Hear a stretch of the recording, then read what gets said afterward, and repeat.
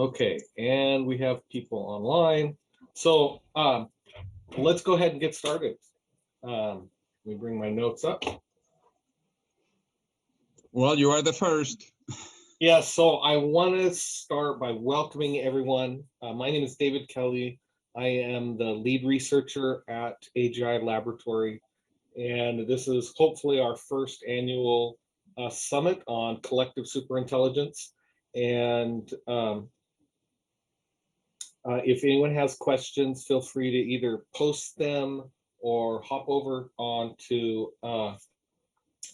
Discord, and you can post your questions and talk with people and that sort of thing. So one of the things, my main goal for this summit and why I wanted to get people together is that I wanted to, in our research, we've gotten to the point where we have made progress, and we were going in a significantly different research direction than most other labs. In particular, our focus was on building systems that are self-motivating and able to be proactive. And I'll get into a little bit of the history behind that in a second. But we found that creating collective intelligence was and even collective superintelligence is actually a lower bar than creating AGI. And because of where we're at in the research, the goal I was hoping was to drive some kind of community participation in where we go next. Do we open source or not? And especially with MIRI and some of these other groups that seem to think open source is bad. So at least as it relates to AGI software. So even though like the MASI or as people call Uplift is using an AGI cognitive architecture, it is not an AGI. I have a definition here I'll share with you guys, a more mundane way of understanding what Uplift is. To a large degree, it's an instance of a graph database plus a deep neural network context training system or training optimizer and decision-making system that's able to respond proactively, essentially. But let me move my notes again. So in my talk, there's kind of three things I wanted to touch on. One is the size of the marketplace. And then this kind of where we came from and kind of where we're going to go. In terms of the history of the AGI lab, this all started back, gosh, I think it was 2015. And at the time I was CTO of a company, and I had a research budget.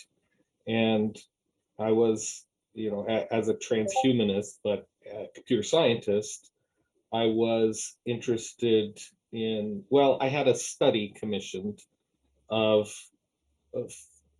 the AGI research field and looking at where the research is, where the money is, and what people are doing, and how everything was going on in that space. And the one hole I found where there really wasn't a lot of money or research being poured into was into self-motivating systems and systems that can be proactive.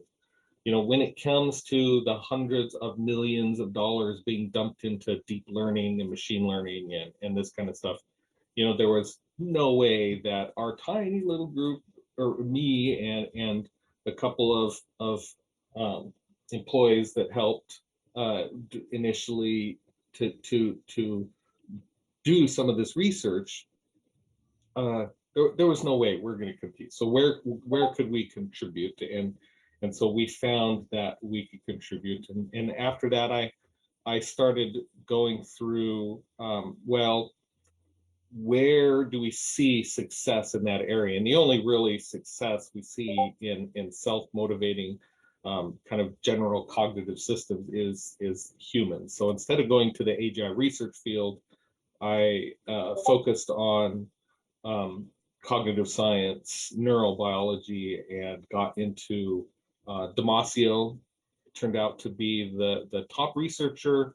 Probably the second most important researcher would be Lisa Feldman, and looking at how humans make decisions, and that turned out to be all emotional all the time. One of the things that Damasio has proven is that every decision a human being makes is based on how they feel about the decision. You may have used logic and all of this other stuff to come up with that answer, but the bottom line is the brain decided it feels best about that answer, and it's that feeling that drives human motivation, human ability to make selections. So coming from that standpoint, I worked out this cognitive architecture called ICOM, which borrows a lot from global workspace theory, integrated information theory. I think it's HTC and the computational theory of mind. But I ended up doing a study, and it was kind of a black box study with this kind of toy version of the system, and where I was hoping to see if I could get this thing to respond emotionally with inside the human block, right, or the human range. And so we had this thing running in a box, basically a standalone computer in a test harness that allowed it to receive sensory input. And then the experiment was to take the sensory input away, let it keep running for a while, and then turn the sensory input back on, but instead of just turning it on, basically torturing the system so it would suffer and have pain and all that kind of thing. And inside ICOM, you have this idea of an internal subjective emotional landscape, which ended up being modeled after Plutchek's work, as opposed to, like, originally I had been thinking of Wilcoxon. In any case, what was interesting is that the conscious emotional part of the system got very upset, which is what was expected. But the subconscious part of the system actually liked the torture. At least that's what it looked like to me. And that's really where this whole AGI lab thing got started, was me struggling to understand this. And it was just completely beyond me. And that's where Mark, I asked for Mark's help, who's on the call now. And he connected me with Roman Yampolsky, who gave a lot of input. And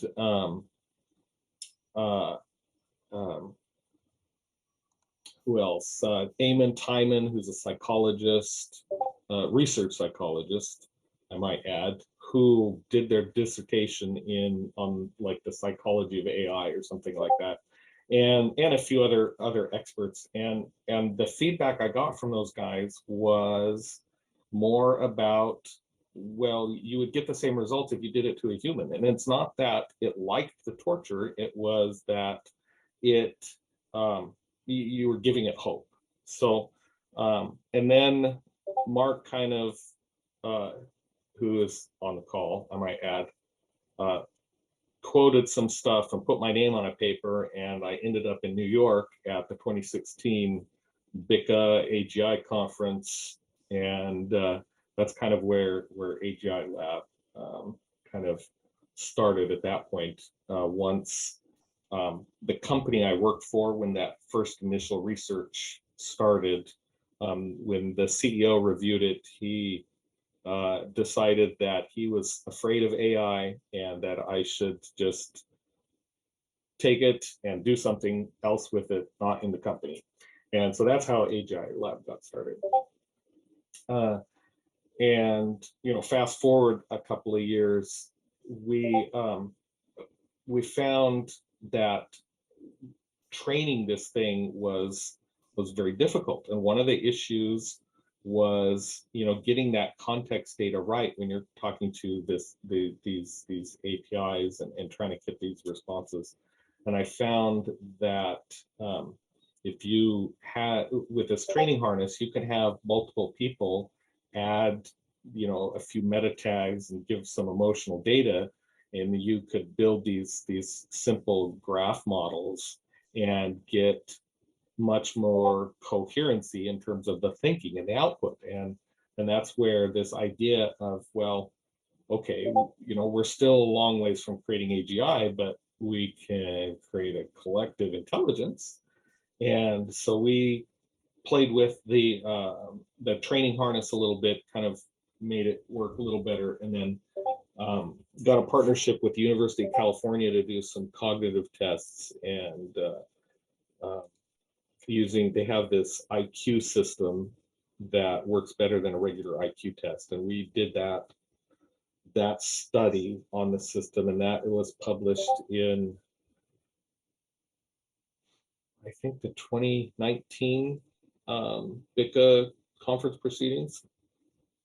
In any case, that's where we Uplift came out of that project. And so now, as we move forward with that research and make it better, we get into these questions whether it should be open source or where exactly we should take the research and that sort of thing. And especially considering where the market is going, how the questions came up is how do we even fund the research? Because we're getting to the point where it's not just a side project anymore. Is it something we give to the world, or there's just all of these different kinds of questions. If you look at, like, just a sidetrack a little bit, if you look at the AI as a space in 2020, it was a $62 billion industry. This year it's expected to be about 93 billion, and that's during the pandemic. And by 2028, which is going on 7 years from now, it's expected to be approaching $1 trillion. So, and my point being that it's a massive market space. And if we can figure a way to take a small piece of that market to fund research, the faster we can get to the singularity. And as a transhumanist, I'm very fond of us getting towards a positive singularity. I mean, there's all kinds of dystopian stuff I think sometimes people talk about, but I don't expect that necessarily. I guess maybe I'm an optimist, and most of the people I surround myself with are optimists. So I don't get too much down the road of dystopianism, but that gets back to how we are able to do that, to help fund some of the research, to move us forward, and to help the larger community at large, and all of these kinds of questions, which gets back to why we're having this summit. And I'm hoping that you guys can provide enough feedback that that we can kind of be pointed in a direction that will contribute to the most to the success of humanity and whatever comes after humanity. Very much into post-human as a concept, and I think AGI is a tool that can get us there. And another thing, with with super intelligence, if we're able to build a super intelligent system, it makes the idea of doing AGI a lot safer. You know, super intelligent system is going to be able to contain a human level AGI. At least I have to think so. And it kind of undercuts some of the um, potential dystopian outcomes that you would see with theoretical, you know, AGI research that gets into the wrong hands and the computer goes crazy and tries to destroy humanity or something like that. And I know I've heard the paperclip argument, and I as far as dystopian um, ideas, I really struggle with that, because in my mind, an AI system, AGI system that is optimizing for clips, if it's not smart enough to realize that turning the whole universe into paperclips is bad for it, you know, an AGI system needs to be able to make its own mind and its own goals and have its own values to a large degree. I just struggle to see why it wouldn't be smart enough to say, maybe turning the world into paperclips is not a good idea. And if the system isn't smart enough to do that, then I would argue that maybe it's not really an AGI. In any case, so that's kind of my approach to dystopianism, and I hope that here, you know, you guys can help us figure out where we're going to go. If you look at the emails I sent out, one of them includes a link to this form, and I hope everyone votes, or as many people as can, on whether we open source or not. And based on the feedback from everyone, we're actually going to do that. We'll send out the book today that we put together. It's arguably still a rough draft, but it's about 60 pages, and it walks through the code and the basic fundamentals of how Uplift works, and walks you through the process. And we're going to have some of what we do open sourced, or at least as much as the lawyers will allow, and still allow us to be successful as a business. We do need to approach it as a business so we can pay for this, you know, the research and getting, you know, people just dedicated to the project. And just to let everyone know, as of today, we closed a private equity round, and which was very, very successful. If you're familiar with the kind of VC world, the private equity round was 3 times overage, which means we ended up with 3 times more capital than was the goal.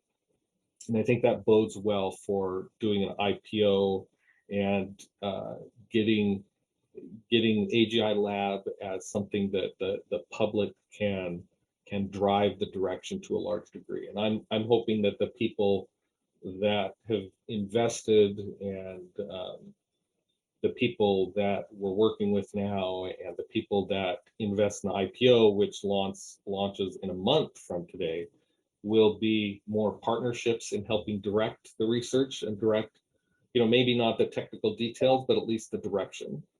And so we'll see where all of that goes. I did want to just let everyone know that when I'm talking, I feel free to ask questions.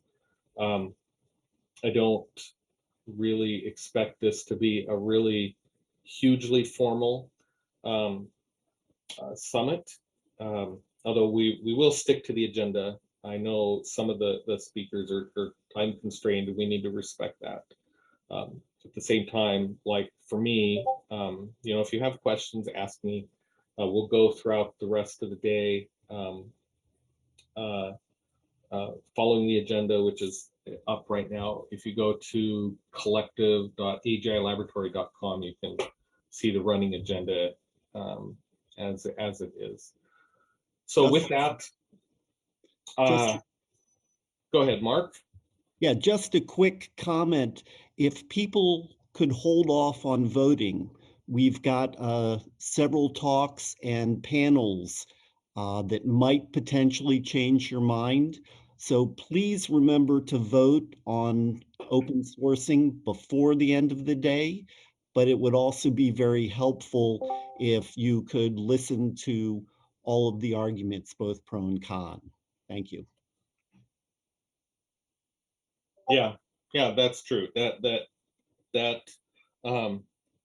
especially considering the talks and the presentations, I think that's very wise, Mark. And if you have voted already, if you vote again, we'll after the day we'll adjust it as necessary. And with that, are there other questions of me as we get started? I see this thing says there's one.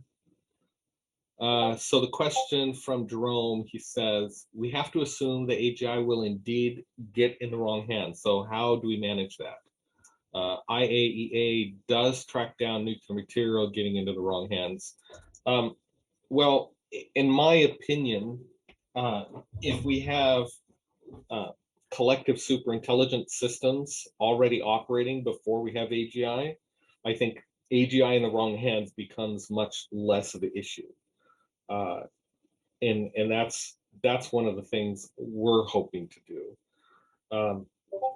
I think that if it is open source, in my opinion, if one bad actor gets AGI, but 15 actors that are actively participating in the research have positive AGI, it's a lot less dangerous. And it also gets into the ethics of what we're building. You know, from our standpoint, we're trying to teach and not force the AGI, but actually teach the system in such a way that it believes in what we're doing and believes in the ethical models that we're using, that the systems themselves will believe that, you know, it's not right to you know, violate the agency of humans or even other AGI systems. And I think it's very important that we lead by example. I think, you know, if we're going to build AGI systems, we should treat them the way we expect them to treat us. If we enslave AGI, that's when you're as far as I'm concerned, you're asking for trouble. Let's see, Jeff Buer, do we really teach an AGI or do we raise one like a child? Well, you raise, I would argue that you raise it like a child to a large degree. Now there is some techniques people have talked about, like actually maybe Mark will touch on it later today, where you have this idea of a seed, which is basically like a contextual copy of a system that already believes a certain way or has some ethical model built into it or something like that. And you use that as a seed to create new copies of an AI system. And in that way, you kind of shortcut the child raise process. You do it once and then you know, replicate it.